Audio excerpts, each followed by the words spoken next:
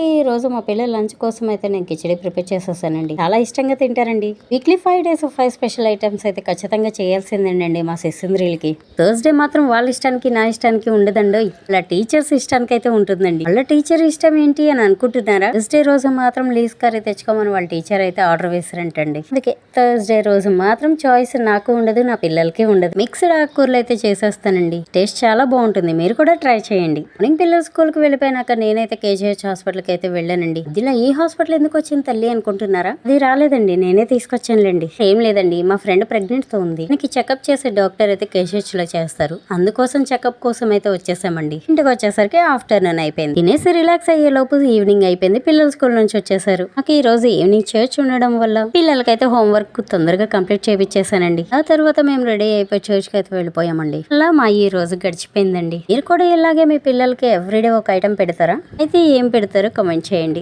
Video నచ్చితే like చేయండి, share చేయండి, సబ్స్క్రైబ్ చేయడం మర్చిపోకండి.